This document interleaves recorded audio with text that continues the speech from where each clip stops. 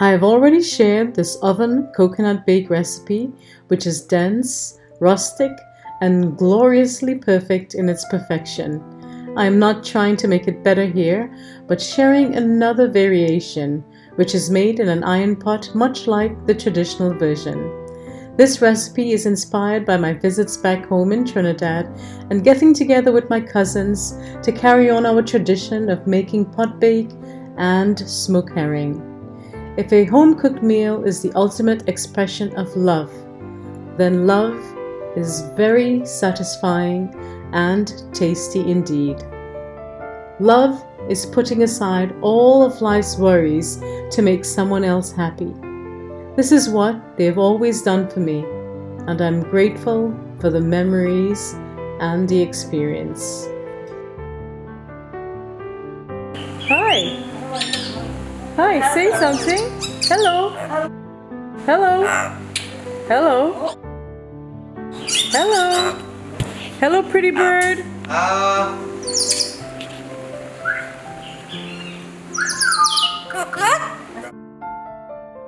Hanging out revolves around a pot, and today it's pot bake, where successful flips are met with ecstatic cheers of approval.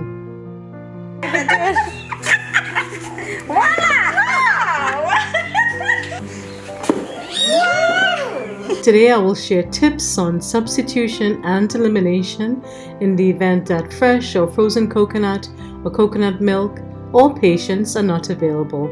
Watch till the end for meal ideas including a melty coconut bake grilled cheese sandwich. If you wish to go the traditional route, then sourcing the coconut would be your first step. If you're in Trinidad, it could be easy as looking for a dried coconut under the coconut tree in the backyard. But here in New York City, I usually purchase it from my local supermarket. To select the best coconut, make sure that the eyes are not black and there's lots of liquid in it when it's shaken. Hold the coconut firmly in your hand and hit the middle circumference of the coconut firmly with the back of a cleaver or hammer. Hit, rotate, and repeat until it's cracked in two.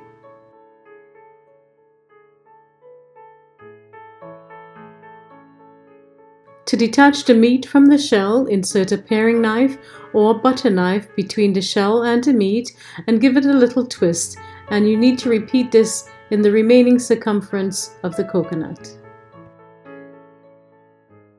Because this can be quite challenging to accomplish, you can break up the coconut into even smaller pieces using the back of a cleaver or a hammer.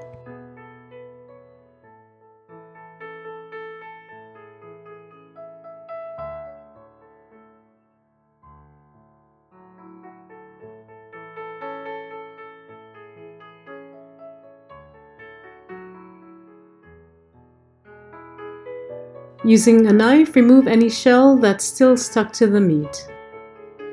I found this tool that made removing the meat from the coconut so much easier. I'll leave the link below, and it's way safer than using a knife.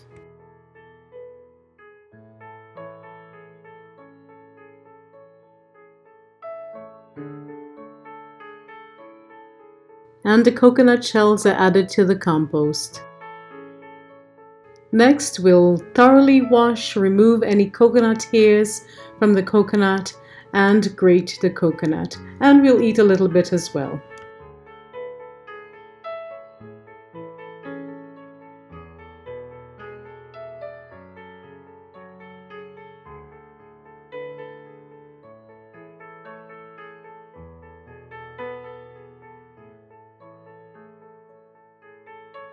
This is the finest side of the grater.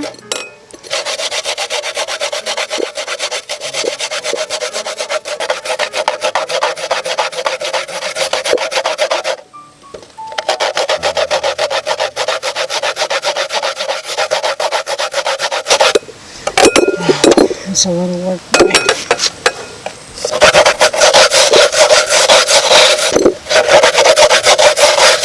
This will be the end result with the grater. It's a very messy and time-consuming process. If you have the time, you can certainly do this, but I'm going into the kitchen to put it in the food processor. To put it in the food processor or the blender, you'd need to cut it into smaller pieces like this.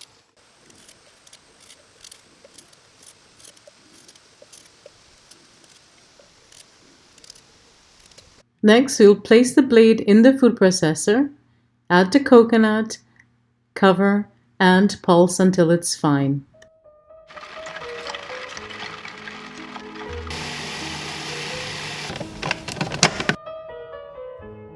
And this is the result in the food processor. You can't tell the difference. I'm going to measure out 3 to 4 ounces for the dough, and I'm going to take the remainder, put it in the blender along with 1.5 cups of very hot water to make the coconut milk. Well, if I didn't eat all of them, I would have had enough for the recipe. So this one we'll reserve for the what? This one we'll reserve for the dough when we're kneading the dough. Now I'll add the hot water to the grated coconut to make coconut milk. I'm adding 1.5 cups of water. And the water is very hot, so I'm not going to put my hand in. But if you put this in a blender, it would work more effectively. You'll get more milk or more concentrated milk out of the coconut. I think that's what I'm going to do. I've processed it for a good full minute and it's much creamier, and that's the result I want.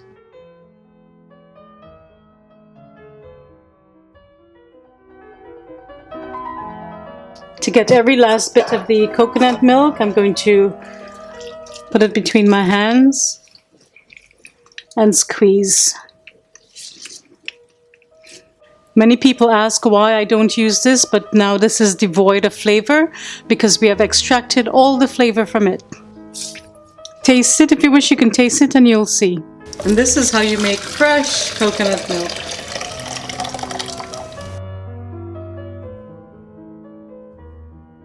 And if cracking open a coconut and prying out the meat is just too much drama for you, rest assured you can buy grated coconut in the frozen section of your supermarket.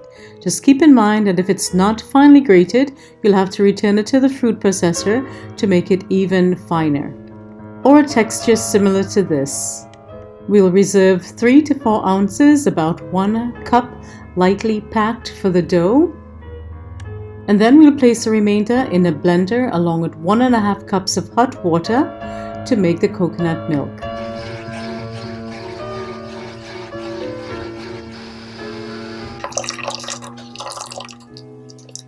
This goes in the compost. In a large bowl, we'll add 4 cups of all-purpose flour. Next, I'll add 2 teaspoons of salt, 2 tablespoons of brown sugar, 2 teaspoons of instant yeast, and I'll mix it to combine. I'll mix it for 30 seconds to make sure that everything is evenly incorporated into the dough. And next we'll add about 4 tablespoons of room temperature butter. So we'll add the butter in. And we'll rub it in.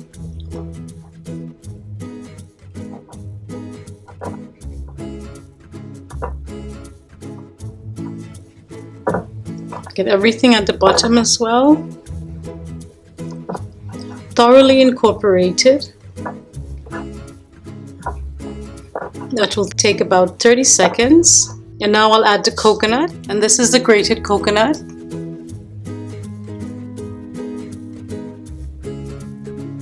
I'm going to add half of it. If you add too much coconut, the dough is going to break when cooking or crack. You want to add just enough for flavor.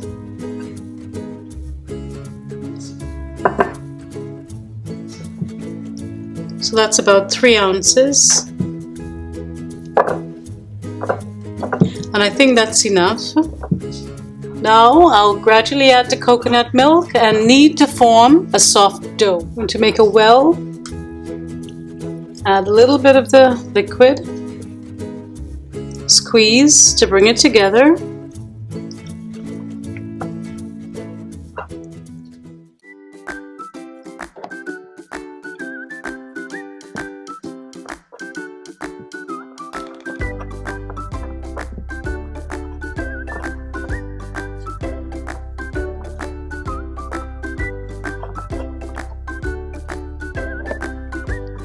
Move it back and forth.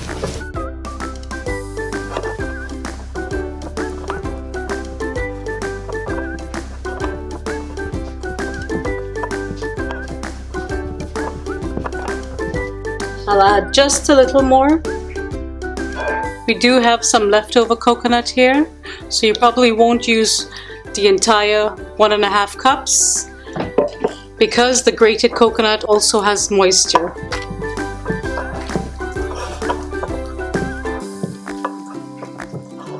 And now we'll knead, and to knead, bring it towards the middle.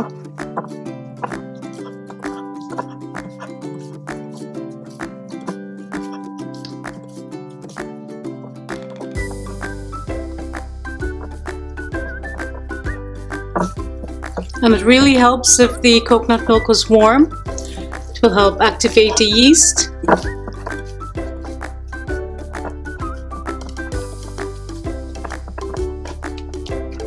Do this to smoothen the dough, the knuckle press method.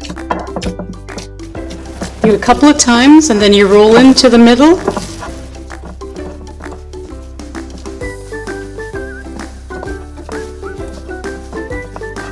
And this is the bread-like version, so we want to knead it just as if we were kneading a bread, and for much longer time than if we were making roti.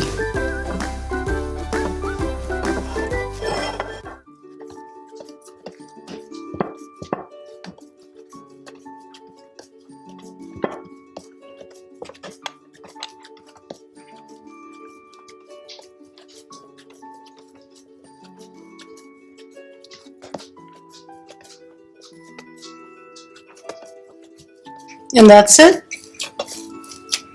The dough is well kneaded, and we let it rest for about 20 minutes.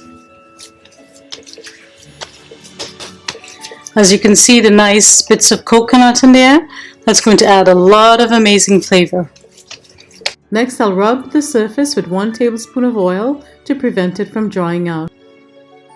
I'll place it back in the bowl and cover it and allow it to rest for a minimum of 20 minutes. For the first option of cooking the bake in a pot, you'll need a heavy bottom pot. I'll leave the link for this below. It's 9 inches on the bottom and 12 across the top. You'll also need butter, good quality butter, and you may use a vegan substitute if you wish. You'll also need a pastry brush to brush the butter on the bake. You'll also need a spatula to flip the bake and a clean cloth to wrap the bake in after you're done. You'll also need a rolling pin, what we refer to as bilina in Trinidad, and you'll also need some plain flour, what we refer to as partan in Trinidad. Dough has been resting for about 1 hour, and now we'll make the bakes. I'll divide the dough in 4 to make 4 balls or lours.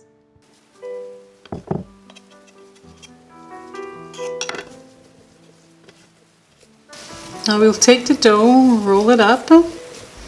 I'm pressing in and I'm rolling it up to meet at the top, and then I'll squeeze and pinch.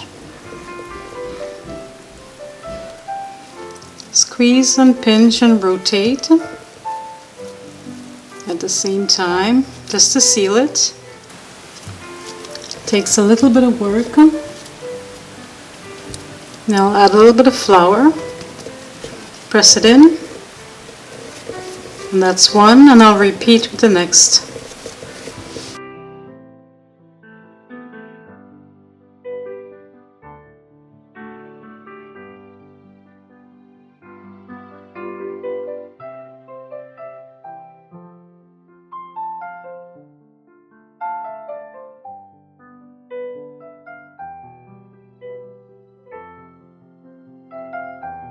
Sprinkle flour over our work surface. I'll put the dough on and press it out.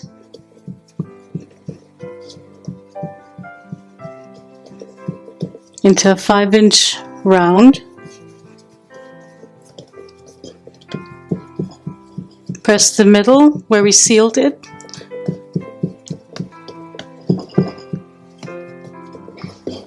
And now I'll roll out the dough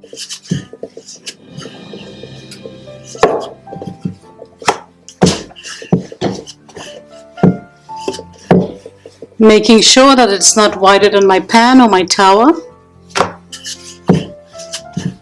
or my pot in this case.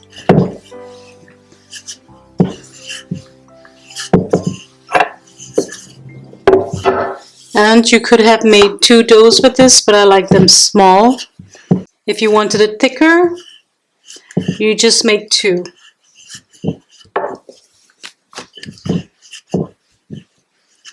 And this is about 8 inches.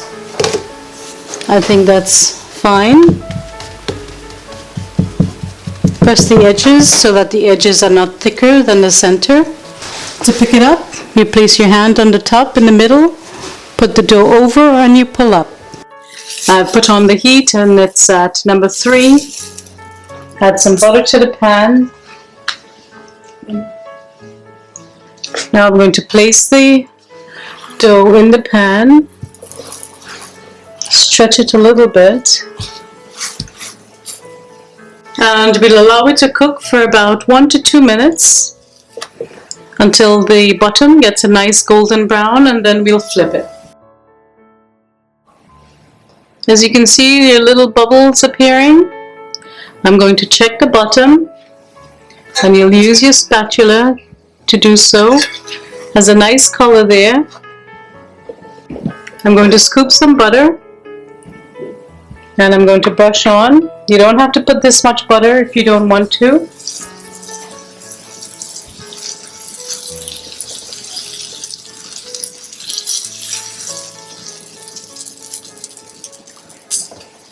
And now I'm going to flip.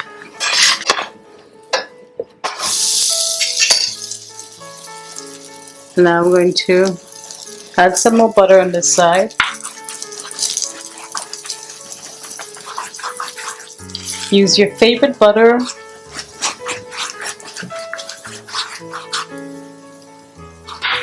You could use coconut oil as well.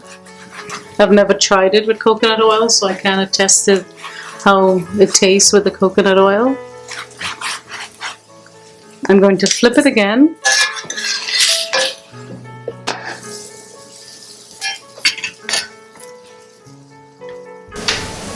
And you're using a pot because you want the heat from the sides of the pot to continue to cook it, to cook the entire bake. You want heat coming in from all around to help cook this. I'm going to check to make sure that it's not burning. It's very brown. Nice color. Lovely dark brown color. I'm going to lower the heat to 1. And let it continue to cook.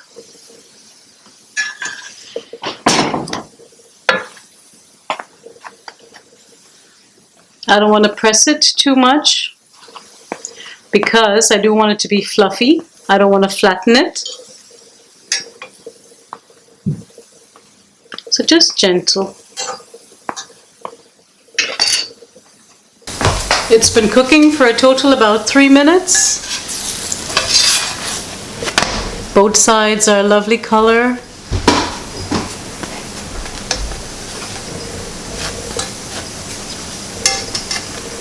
And now I'm going to remove it from the pan to a paper towel lined cloth.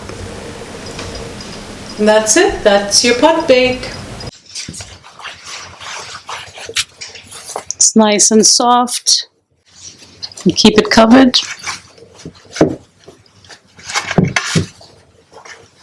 I'm going to wipe the pan.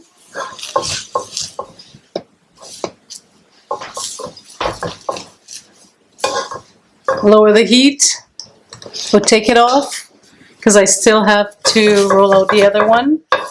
And now we'll repeat with the second.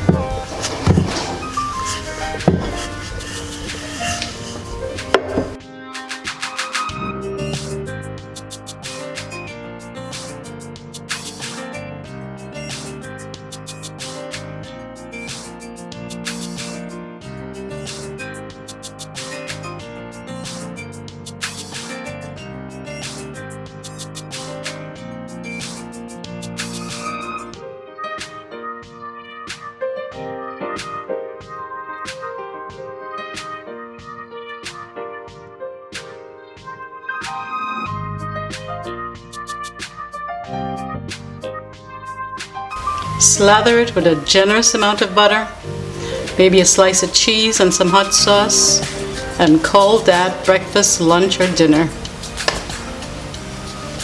So yummy.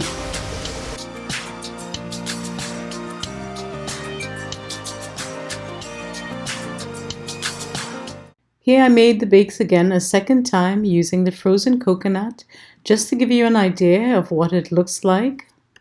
And I'm going to divide the dough in 2 and not 4 to make the bakes thicker, for those of you who like it thick, thick, thick.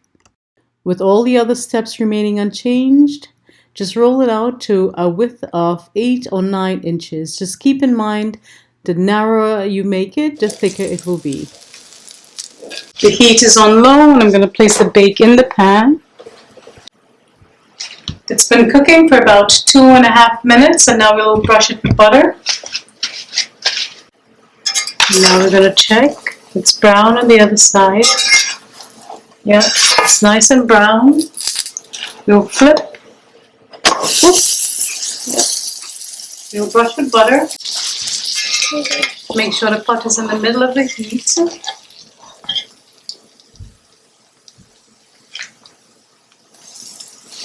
Sometimes it helps to spin it, because if your pot heats unevenly, like there was heat on this area and no heat on this area, so we'll spin it after 30 seconds. And this one is thicker than the previous version because I used warm coconut milk, and also I made 2 lours instead of 4. So you get a thicker coconut bake. I'm gonna check it. Looks nice and brown, but I know it's still not cooked. It's very thick, so it's going to take a longer time to cook. It's been cooking for about 2 minutes. I'm going to press the surface and to feel whether it's firm. And it does feel rather firm, so I know it's almost done cooking. I'll also check the ends. You could pinch it a little. Doesn't help with the appearance, but you will know whether it's cooked or not. Just going to flip it one more time.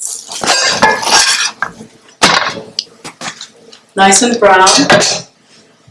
It's been cooking for a total about 6 minutes, maybe 6.5 minutes, and I'm fairly confident that it's done cooking. So, oh, maybe I'll put it back.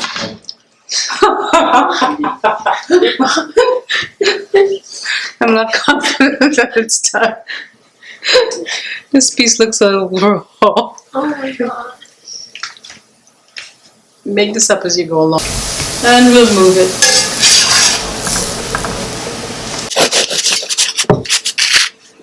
And that's your amazing pot bake made with frozen coconut from the grocery store.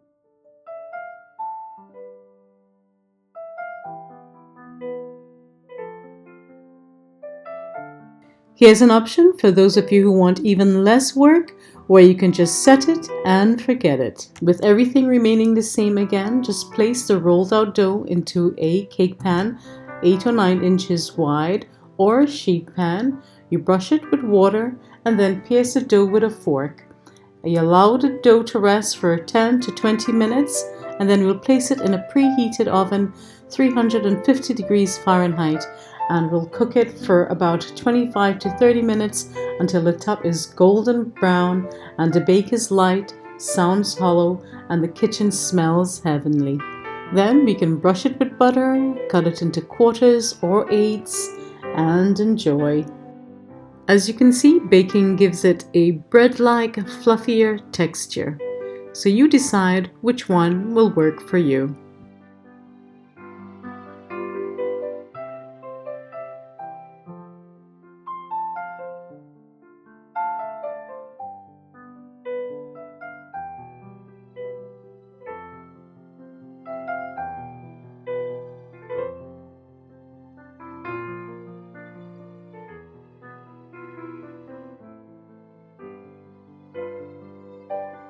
This is the result with canned coconut milk and no grated coconut. As you can see, it's still soft and absolutely delicious. There's no way you can go wrong with this recipe. And if you don't have coconut milk, you can certainly make it plain and use only warm water.